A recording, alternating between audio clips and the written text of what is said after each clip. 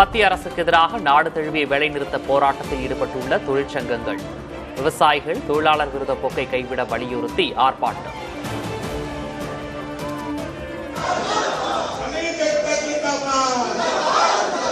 మహాత్మా గాంధీ పేరును వెంటనే కేంద్ర ప్రభుత్వం ఉండి వైఖరి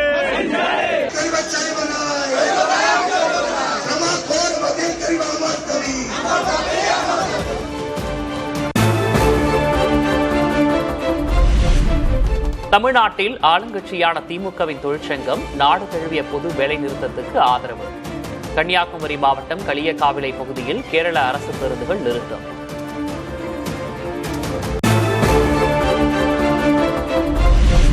திருச்சி பேருந்து நிலையத்திலிருந்து ரயில் நிலையம் வரை தொழிற்சங்கங்கள் பேரணி.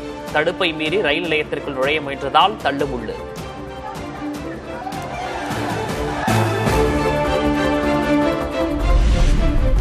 காஞ்சிபுரத்தில் தொழிற்சங்கத்தினர் ரயில் மறியல் போராட்டம். மத்திய அரசின் புதிய தொழிலாளர் நல சட்டங்களுக்கு எதிர்ப்பு.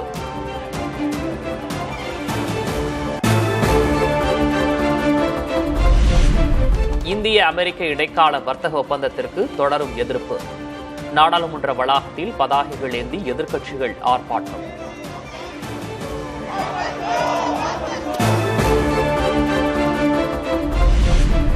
மக்களவை சபாநாயகர் அறையில் எதிர்க்கட்சிகள் அத்துமீறியதாக குற்றச்சாட்டு.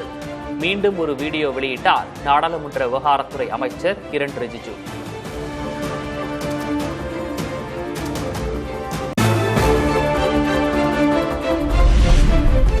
தமிழகத்தில் முதல் முறையாக தொழில் முதலீடுகள் செயலாக்க மாநாட்டை தொடங்கி வைத்த முதல்வர். திமுக ஆட்சிக்கு வந்த 5 ஆண்டுகளில் 36,52,000 பேருக்கு வேலை கிடைத்துள்ளதாக பெருமிதம்.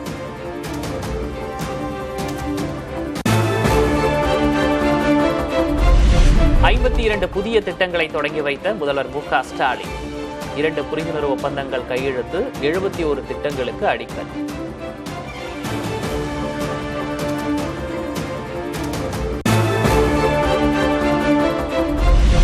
மாநில நலனை முன்னிறுத்தி அரசியல் செய்வதாக முதல்வர் மு.க. ஸ்டாலின் பேச்சு. முந்தைய ஆட்சியின் திட்டங்கள் ஒப்பந்தங்களையும் செயல்படுத்துவதாக விளக்கம். மாநில நலனை முன்னிறுத்தி அரசியல் பண்றது தொழில்துறைன்னு மட்டும் இல்லாம எல்லா துறைகளிலையும் கடந்த ஆட்சியில் போடப்பட்ட ஒப்பந்தங்களாக இருந்தாலும் மாநில வரிசைக்கான திட்டங்களை கிடப்பில் போடாம எந்த பாகுபாடு பார்க்காம ஒத்துழைப்பு கொடுத்து நிறைவேற்றிக் கொண்டிருக்கிறோம். திமுக பொதுக்கூட்டத்தில் காங்கிரஸை மீண்டும் சீண்டிய அமைச்சர் ராஜகண்ணப்பன். வந்தால் வரட்டும், வராவிட்டால் போகட்டும், காங்கிரஸை நம்பி திமுக இல்லை என்று பேச்சு.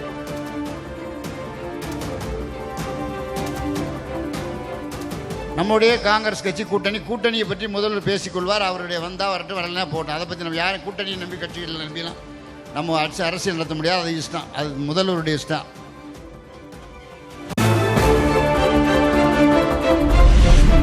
தேசிய ஜனநாயக கூட்டணியில் இணைய தவிக தலைவர் விஜய்க்கு பாஜக மூத்த தலைவர் தமிழிசை அழைப்பு. தனித்து போட்டியிட்டு விஜய்க்கு 15% வாக்குகள் கிடைத்தாலும் பூஜ்ஜியமே என்றும் கருத்து. 15 எடுத்தா கூட அது பூஜ்ஜியம் தான். இன்னொரு கூட்டணி என்ற ஒன்னோடு சேரும் பொழுது அது 10ஆக மாறும் பொழுது நிச்சயமாக அது ஓட்டாக மாறும் என்பது இதெல்லாம் அரசியல் அனுபவம் வாய்ந்தவர்களின் கணக்கு என்பது எனது. சேலத்தில் நாளை விஜய் தலைமையில் தவிக நிர்வாகிகள் கூட்டம். நுழைவுச் சீட்டு இருப்பவர்களுக்கு மட்டுமே அனுமதி என அறிவிப்பு.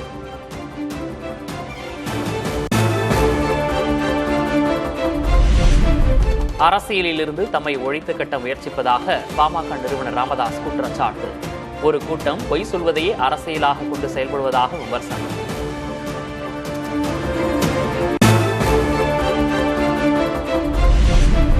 தேமுதிகவில் விருப்ப மனுக்களை பெற்றுக் கொள்வதற்கான அவகாசம் மேலும் 3 நாட்கள் நீட்டிப்பு. இன்றுடன் அவகாசம் முடிவடைய இருந்த நிலையில் பிப்ரவரி 15ஆம் தேதி வரை அவகாசம்.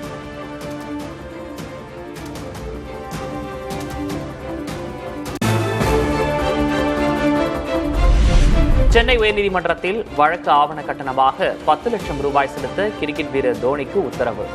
ஓய்வு பெற்ற ஐபிஎஸ் அதிகாரி சம்பத்குமாருக்கு எதிராக தோனி தொடர்ந்த மான நஷ்ட வழக்கில் ஆணை.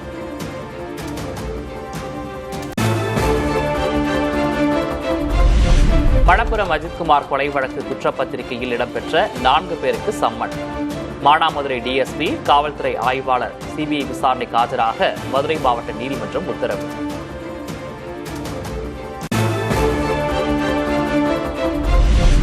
புதுச்சேரியில் இடைக்கால பட்ஜெட்டை தாக்கல் செய்தார் முதல்வர் ரங்கசாமி. 5396 கோடி ரூபாய் மதிப்பில் பட்ஜெட் தாக்கல்.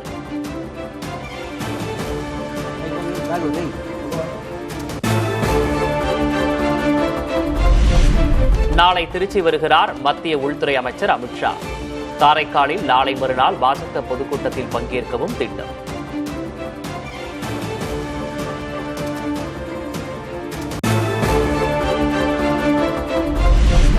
பலத்த பாதுகாப்பிற்கு இடையே வங்கதேச தேர்தலில் விறுவிறுப்பான வாக்குப்பதிவு. இன்று மாலை 4 மணிக்கு பிறகு வாக்குகள் எண்ணப்படும் என அறிவிப்பு.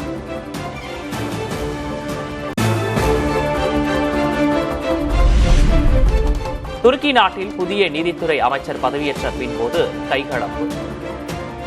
ஏகின் குர்லக் என்பவரின் பதவியேற்பை எதிர்க்கட்சியினர் தடுக்க முயன்றதால் பரபரப்பு. huzur ve refahı, milli dayanışma ve adalet anlayışı içinde.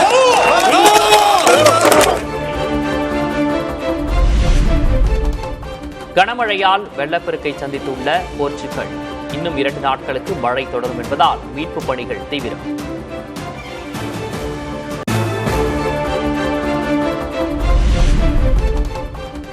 காஷ்மீரில் ஜம்மு ஸ்ரீநகர் இடையேயான விஸ்டாடோம் ரயில் சேவை கத்ரா வரை நீட்டிப்பு. வைஷ்ணவ தேவி கோயிலுக்கு செல்லும் பயணிகள் வசதிக்காக நடவடிக்கை.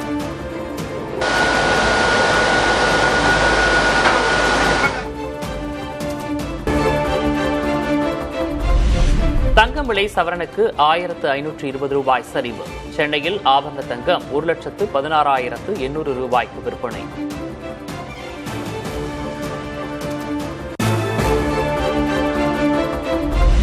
மாற்றமின்றி நீடிக்கும் வெள்ளி விலை. சென்னையில் 1 கிராம் வெள்ளி 300 ரூபாய்க்கு விற்பனை.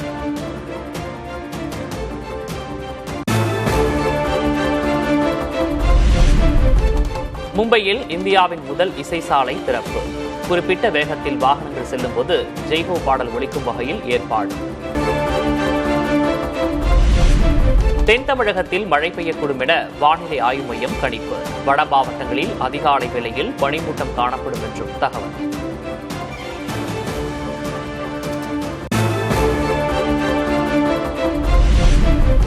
தெற்கு வங்கக்கடலில் 20ஆம் தேதி காற்றழுத்த தாழ்வு பகுதி உருவாக வாய்ப்பு. சுயாதீன வானிலை ஆய்வாளர் ஹேமச்சந்தர் தகவல்.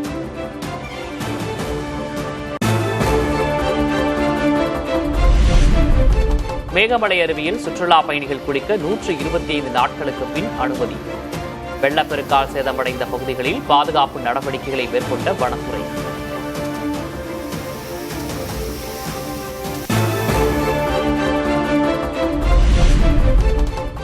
மகா சிவராத்திரியை ஒட்டி சென்னையிலிருந்து 1200 சிறப்பு பேருந்துகள் இயக்கம். தமிழ்நாடு போக்குவரத்து கழகத்தின் இணையதளம் அல்லது செயலி வாயிலாக முன்பதிவு செய்ய அறிவுறுத்தல்.